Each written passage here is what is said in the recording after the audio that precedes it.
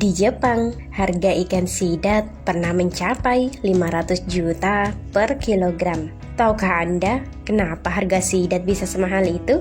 Unagi adalah kata Jepang untuk sidat air tawar, khususnya sidat Jepang. Banyak yang mengira unagi adalah belut. Faktanya, unagi adalah sejenis sidat. Perbedaan mendasar antara belut dengan sidat juga bisa terlihat dari tempat mereka hidup, anatomi tubuh, panganan, dan lain sebagainya. Ikan sidat disebut juga sebagai ikan bertelinga atau gingseng air. Jenis ikan ini menjadi salah satu komoditas yang menarik dan bernilai ekonomis tinggi. Bahkan di Jepang yang notabene salah satu negara dengan konsumsi ikan sidat yang tinggi, masih memerlukan impor ikan sidat dari negara lain, salah satunya Indonesia. Sidat mengandung vitamin B1, B2, dan A yang jumlahnya lebih banyak dari susu sapi. Kandungan zinc dan DHA-nya dapat membantu meningkatkan pertumbuhan dan perkembangan tubuh serta fungsi otak, terutama untuk kecerdasan anak. Kandungan antioksidannya dapat menambah imunitas, menghilangkan racun, dan memperlambat penuaan. Karena itu, sidat disebut juga sebagai gingseng air. Di Jepang, ikan sidat dipercaya sebagai makanan pembangkit vitalitas. Lalu, bagaimana dengan harganya? Di Indonesia, harga sidat yang bentuknya menyerupai belut tak akan sampai bikin geleng-geleng kepala. Mungkin didapatkan dan proses pembiakannya juga cukup sederhana, membuat harga sidat berada di antara 200.000 hingga 300.000 per kilogramnya. Tapi di Jepang sana, di negara Sakura itu, harga sidat bisa mencapai seratusan juta. Itu pun baru berupa anak sidat yang biasa disebut glass eel atau sidat kaca. Makhluk itu sangat berharga dengan harga yang berfluktuasi secara liar tergantung pada ukuran tangkapan. Menurut Badan Perikanan Jepang, peternakan membayar rata-rata 1,30 juta yen atau sekitar 167 juta dengan kurs 14.300 pada tahun 2020. Harga itu untuk 1 kilo glass eels. Tahun 2018 harganya bahkan lebih fantastis lagi. Pertengahan tahun 2021 dilaporkan bahwa harga sidat bisa mencapai 35.000 US dollar per kilogram atau setara dengan 505 juta. Wah, keren banget ya. Bagaimana jika di Indonesia harganya semahal itu?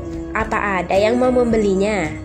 Saat itu, harga sidat lebih mahal dibandingkan tuna biru atau emas sekalipun. Mahalnya harga sidat membuat ikan jenis ini dijuluki white gold. Tingginya bandrol sidat tak lepas dari permintaan dan tentunya juga proses pengembangannya. Unagi sangat terkenal di Jepang. Orang Jepang biasanya menyantap unagi selama musim panas yang jatuh pada pertengahan tahun. Kandungan unagi berupa beragam vitamin dan asam lemak omega 3 dipercaya mampu meningkatkan stamina selama musim panas. Saking populernya ada tradisi bernama Hari Makan Unagi yang ditentukan berdasarkan penanggalan Cina. Kepopuleran sidat ini juga bisa dilihat dari banyaknya restoran unagi yang sudah berumur puluhan hingga ratusan tahun di Jepang. Dikutip dari Smithsonian Magazine, orang Jepang setidaknya mengkonsumsi sekitar 70% tangkapan unagi dari seluruh dunia. Banyaknya permintaan unagi ini membuat harga sidat di Jepang melambung tinggi, sementara populasinya menurun. Itulah sebabnya orang Jepang biasanya memilih makan unagi di restoran daripada memasaknya sendiri di rumah karena harga sidat yang mahal. Sebuah restoran di Jepang bisa menjual 40 hingga 50 ton per tahun. Tahun 2000, konsumsi sidat di Jepang mencapai 160.000 ton. Makanan yang disajikan dari sidat seperti unagi dan kabayaki sangat populer di sana. Untuk kabayaki sendiri, harganya bisa mencapai 1,2 juta per sajian. Sidat Jepang sejatinya bisa ditemukan di sejumlah negara di kawasan ASEAN. Namun, penangkapan besar-besaran dan perubahan habitat membuat populasinya turun drastis. Sejak tahun 1980, penangkapan sidat secara global membuat populasinya turun hingga 75%, sehingga berdampak besar terhadap harganya. Lalu, bagaimana peternakan sidat di Jepang? Di Jepang, mayoritas sidat dibesarkan dari kecil, bukan ditangkap saat dewasa.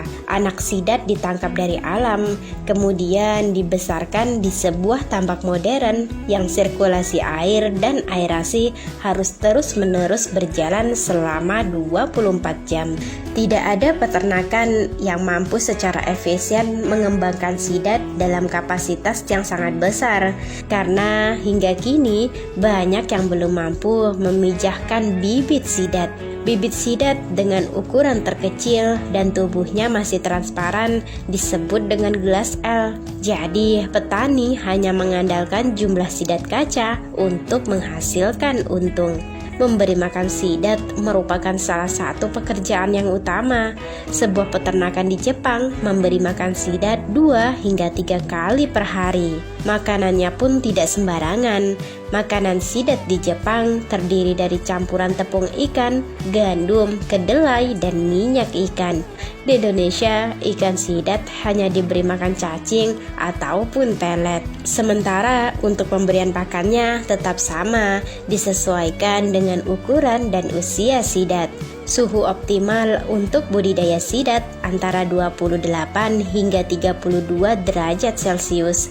Namun, suhu tersebut dapat berbeda tergantung jenis sidat yang dibudidayakan. Untuk penaburan benih gelas L, suhu optimal berada di antara 28 hingga 31 derajat Celcius dan benih Elver suhu optimal 29 hingga 32 derajat Celcius.